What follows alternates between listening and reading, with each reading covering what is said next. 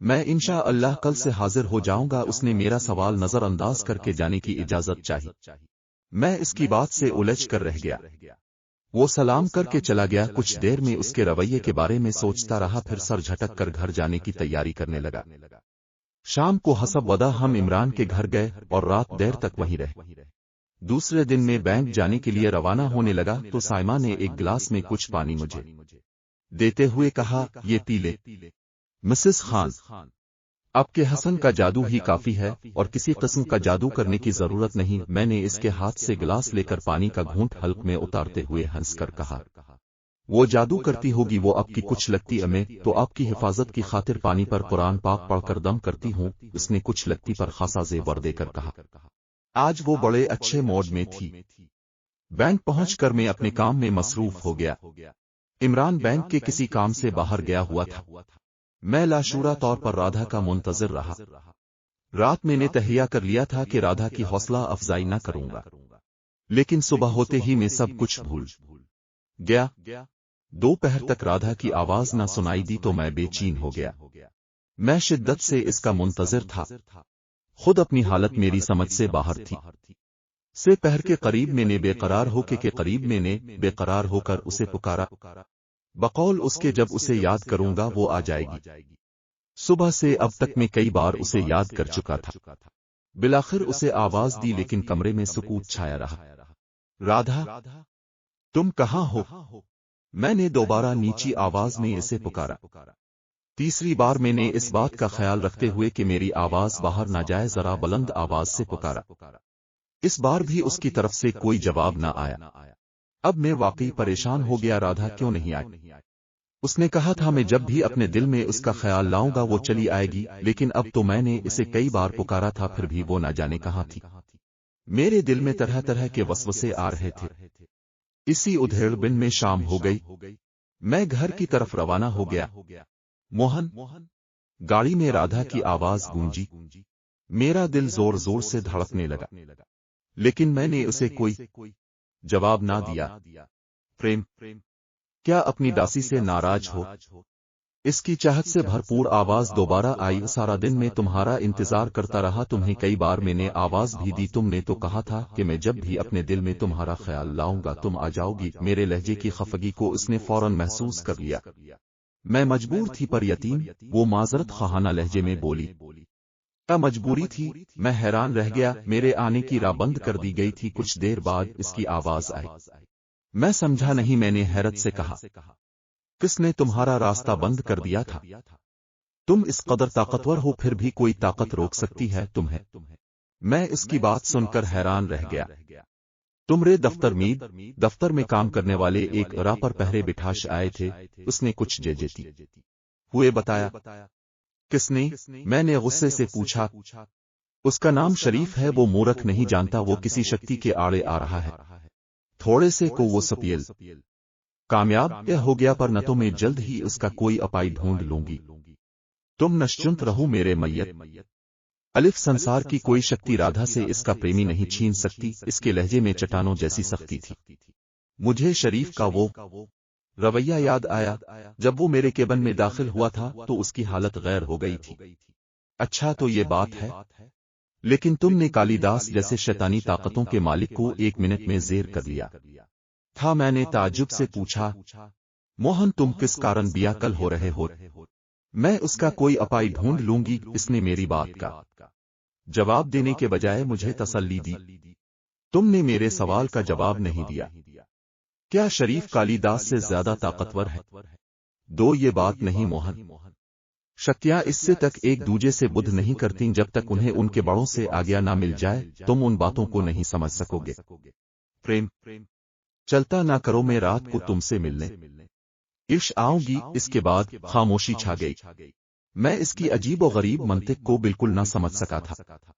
گھر پہنچ کر میں سب کچھ بھول گیا، یوں بھی سائمہ کے سامنے میں محتاط ہو گیا تھا۔ رات دیر تک جاگ کر میں اس کا انتظار کرتا رہا لیکن وہ نہ آئی۔ بالآخر میں سو گیا۔ دوسرے دن بھی یہی ہوا، میں سارا دن منتظر رہا لیکن وہ نہ آئی۔ جب میں گھر جانے کے لیے روانہ ہوا تو راستے میں اس سے چند باتیں ہوئی۔ میرے پوچھنے پر وہ رات کو نہ آنے کی کوئی خاص وجہ بیان نہ کر سکی۔ میں اس کی باتوں سے کافی الجھ گیا تھا۔ कुछ दिन इसी तरह होता रहा। एक दिन जब राधा और मैं गाड़ी में महज गुफ्तगू थे, राधा ने कहा, मोहन, मेरी एक बुनती है क्या? मैंने पूछा, तुम इस मंच को कहीं और भेज दो, किस आदमी की बात कर रही हो? मैंने कुछ न समझते हुए, जिसका नाम शरीफ है, इसने नफरत से कहा। क्यों? जानते बूझते मैंने पूछा। वो मूर्ख मुझसे बुद्ध करने पर तला बैठा है, पर न तो वो नहीं जानता कि वो क्या कर रहा है। मैं चाहूं तो एक पिल मैं इसे रख में भेज दूं, पर न तो मैं नहीं चाहती तुमरे वास्ते कठिनाइयां पैदा हूं, वो जिज़बिज़ होकर बोली। लेकिन राधा, उसका तबादला करना मेरे इख्तियार में नहीं है। यदि तुम आज्ञा दो तो मैं कुछ करूं। उसने पूछा, तुम्हारी हर बात एक पहेली होती है, इस बात में मेरी इजाजत की क्या जरूरत है? मैं चढ़ गया। तुम उन बातों को ना समझ पाओगे पर यतीम। क्यों, तुम आज्ञा दे दो, इसने इसरार किया। इसके लिए मुझे इसके लिए क्या करना होगा? मैंने पूछा। से आने पर मैं तुम्हें बता दूंगी क्या करना है, अभी मुझे वचन दो, जैसा मैं कहूं तुम वैसा ही करोगे। उसने इसरार किया। मैं उसकी किसी बात को ना समझ पाया था, लेकिन इसका दिल रखने की खातिर मैंने कह दिया, ठीक है, तुम जैसा कहोगी मैं वैसा ही करूंगा। धन्यवाद मेरे मैयत, धन्यवाद। इसकी खुशी से भरपूर आवाज आई। एक बात तो बताओ, मैंने गाड़ी की रफ्तार आहिस्ता करते हुए पूछा। घर पहुंचने से पहले मैं चंद बातों की वजाहत चाहता हूं। पूछो। इसकी सांसें मेरे कान से टकरा रही थीं। मेरे जिस्म में सनसनी दौड़ गई। वो मेरे बहुत करीब थी। ये कालिदास कौन है? पहले साधु अमर का अमर कुमार, फिर उसका उस्ताद। इस इलाके में इतने सारे हिंदू कहां से? बयां हिंदू बहुत कम हैं, और जो हैं वो भी गरीब का आ गए। जबकि मेरी मालूमात के मुताबिक यहाँ है। उन्हों सपेरे बहुत दिनों से ये बात मुझे उलझा रही थी। ताकि भुक्ति में बता दिया है, इस कारण काली माता नया। कालिदास कोई मामूली मंच नहीं, इसने सारा जीवन काली माता की किया से कुछ शक्तियां दान कर रखी हैं। वो देशक एक पिल में हजारों कोस का फासला तय कर लेता है। लाखों वीर उसकी आज्ञा का पालन करने के कारण उन तुज्जार में रहते हैं, पर न तो आज तुम्हें कालिदास कहां से आ गया? उसने तफसील बताकर पूछा। कुछ दिन कब्ल वो एक कीमती गाड़ी में जा रहा था। ट्रैफिक सिग्नल पर हमारी गाड़ियां रखें तो वो मेरी तरफ बढ़े मानी खेज अंदाज से देख रहा था। मैंने उसे बताया, प्रेम तुम्हें किस बात की चलता है? मेरे होते हुए कालिदास तो क्या सारे संसार के पंडित पुजारी मिलकर भी तुम्हें कष्ट नहीं दे सकते। उसने हसब मामूल मुझे तसल्ली दी। परेशानी की बात नहीं, मैं तो यूं नहीं पूछ रहा था। मेरी समझ में नहीं आता, एक तरफ तो तुम ये बात कहती हो, दूसरी तरफ तुम शरीफ की वजह से परेशान हो। ये मामला मेरी समझ से तो बालातर है। मैं बुरी तरह उलझ गया था। मोहन, इस समय में शायद तुम्हें समझा ना पाऊं। क्यों, तुम इतना जान लो, कुछ शक्तियां ऐसी होती हैं जिनसे युद्ध करने से पहले कुछ प्रबंध करना पड़ता है। थोड़े ही समय में इसका अपाय भी हो जाएगा।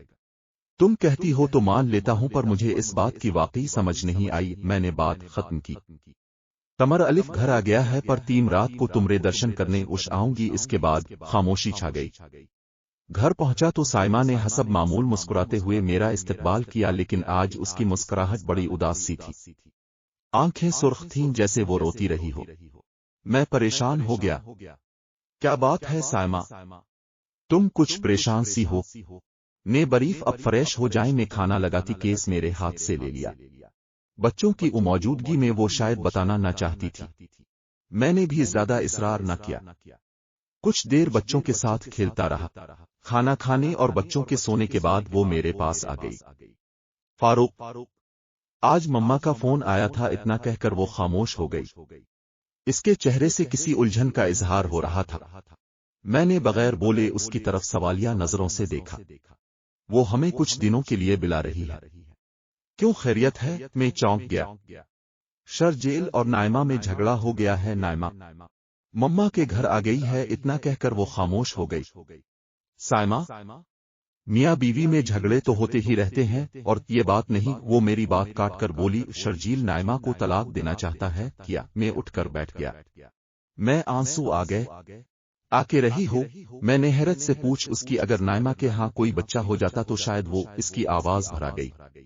आखिर कोई बात तो होगी। कोई औरत शर्जील के पीछे पड़ गई है। पहले तो वो कहता था मैं इससे शादी करना चाहता हूं, बड़ी मुश्किल से नायमा रजामंद हुई थी कि इस औरत ने शर्त लगा दी, पहली बीवी को तलाक दोगे तो मैं तुमसे शादी करूंगी। वो कोई अच्छी औरत नहीं है, तवाइफों के खानदान से ताल्लुक है इसका। आज सायमा मुझे हैरान किए जा रही थी।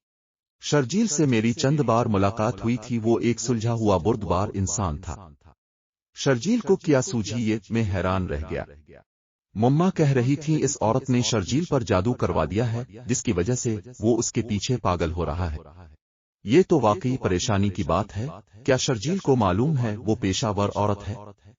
उसने खुद नायमा को बताया था। दरअसल ये औरत किसी केस के सिलसिले में शर्जील से मिलने आती थी। शर्जील ने इसकी मदद की। उन्हीं मुलाकातों में न जाने इसने ऐसा क्या कर दिया कि शर्जील उसके पीछे दीवाना हो गया। सायमा ने तफसील बताई। मुम्मा चाहती हैं हम कुछ दिनों के लिए आ जाएं। एक तो नायमा को कुछ तसल्ली हो जाएगी, दूसरे शर्जील को समझाएं कि वो इस हमाकत से बाज रहे। मैं चाहती थी अब शर्जील को समझाएं, वो आपकी बड़ी इज्जत करता है, आपकी बात नहीं टालेगा। ऐसे मामलात में इंसान की अक्ल काम करना छोड़ देती है, वो किसी की बात नहीं मानता। बहरहाल मैं फोन पर इससे बात करूंगा, अगर मुझे कोई मुस्बत जवाब मिला तो चले चलेंगे। अब मैंने इसकी तसल्ली की खातिर कहा। अच्छा, वो बहुत मायूस थी। इसके चेहरे पर उदासी मुझसे देखी न जा रही थी। गा मेरी जान, तुम फिक्र न कर, वांशाअल्लाह सबगा हो। मैंने इसे अपने साथ लेटा लिया। पता नहीं शर्जील को क्या हो गया है, वो तो नायमा पर जान छिड़कता था। सायमा ने रोते हुए बताया, ये औरत का चक्कर ही बुरा होता है, इसमें बड़े बड़े फिसल जाते हैं। बहरहाल तुम जाते हैं, बहरहाल तुम फिक्र ना करो, जो कुछ हमसे हो सका जरूर करेंगे। मेरी तसल्ली से वो कुछ मुतमईन होकर सो गई। थोड़ी देर बाद मुझे भी नींद आ गई। न जाने रात का कौन सा पहर था, मेरी आंख खिल गई। पर 3 राधा की सरगोशी सुनाई दी। थोड़ी देर के लिए बाहर आ जाओ। दरवाजे से बाहर उसने अजीब बात कही। दरवाजे से बाहर क्यों? लान में क्यों नहीं? मैंने एक नजर सायमा की तरफ देखकर दबी आवाज में पूछा। बाहर आओ फिर बताती हूं। इसकी आवाज में बचपनी थी। अच्छा, आ रहा हूं। मैंने सिगरेट का पैकेट दरवाजे से निकाला और दबे पांव खाबगा से निकल आया। बाहर निकलने से पहले मैंने ओवरकोट पहन लिया। जो नहीं मैं लान में आया, सर्दी की लहर ने मुझे कपकपाने पर मजबूर कर दिया। गेट खोलकर मैं बाहर निकल आया। हर तरफ खामोशी और तारीकी की चादर फैली हुई थी। राधा, मैंने बाहर आकर पुकारा। मेरा ख्याल था वो अभी जवाब देगी, लेकिन खामोशी छाई रही। कुछ देर इंतजार करके मैंने दोबारा इसे पुकारा। इस बार भी जवाब न दी रद। मैं हैरान था, मुझ बाहर बुलाकर वो कहां चली गई। यख बसता हुआ जिस्म के आर पार हो रही थी। मैंने सिगरेट सुलगाया और गहरे किश लेने लगा। इससे सर्दी का एहसास कुछ कम हो गया। हर शय धुंध में लिपटी हुई थी। राधा, मैंने इस बार जरा बुलंद आवाज से पुकारा। सड़क के किनारे लगे दरख्तों से पानी के कतरे टपकने की आवाज के सिवा कुछ न था। सिगरेट को होंठों में दबाकर मैंने दोनों हाथ कोट की जेबों में ठूंस लिए। ऐसा तो कुछ हुआ था कि राधा मुझे बिलाकर चली गई हो। दौर से किसी के कदमों ने चाप सुनाई देने लगी। मैंने चौंक कर देखा। धुंध के बाइस कुछ दिखाई न दे रहा था, लेकिन कदमों की चाप वाज़े होती जा रही थी। मैं गेट की आड़ में हो गया। थोड़ी देर बाद किसी शख्स का धुंधला सा हिविला नजर आया। वो सीधा मेरे घर की तरफ चला आ रहा था।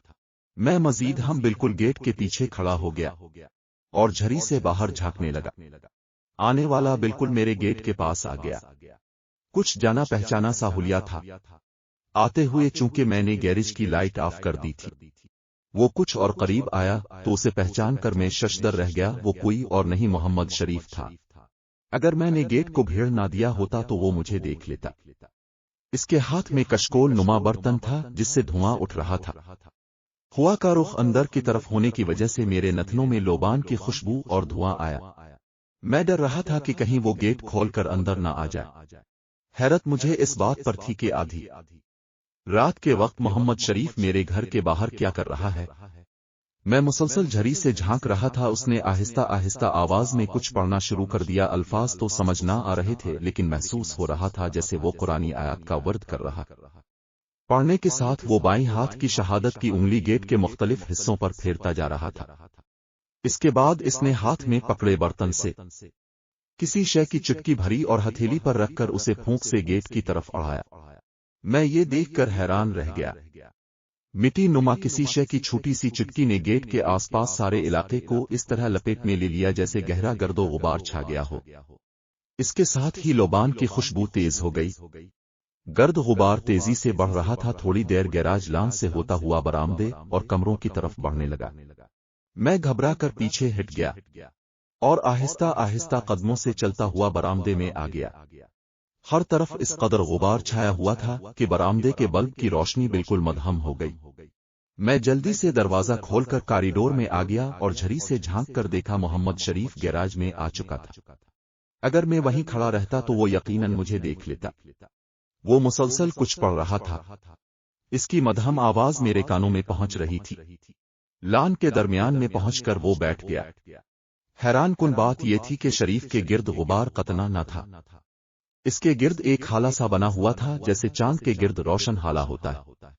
इतनी शदीद सर्दी के बावजूद उसने सिर्फ एक चादर एहराम के तर्ज पर बांध रखी थी। वो लान की भग्गी हुई घास पर बड़े इत्मीनान से अलती था। बर्तन इसने अपने आगे जमीन पर रख दिया था। लत हो रहा था मैं जिससे अब हल्का हल्का धुआं उठ रहा था।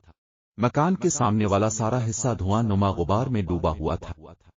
लोबान की खुशबू इस कदर तेज हो गई थी कि सांस लेना दो दरवाजे की झरी से आंख लगाए बगौर उसकी तरफ देख रहा था।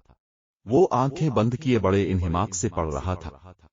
रोशनी आसमान की तरफ आती महसूस हो रही थी, लेकिन अंदर होने की वजह से इसका मखरज देखने से कासिर था। खड़े खड़े मेरी टांगें शल होने लगे, लेकिन तजस मुझे वहां रुकने पर मजबूर किए जा रहा था। जारी है।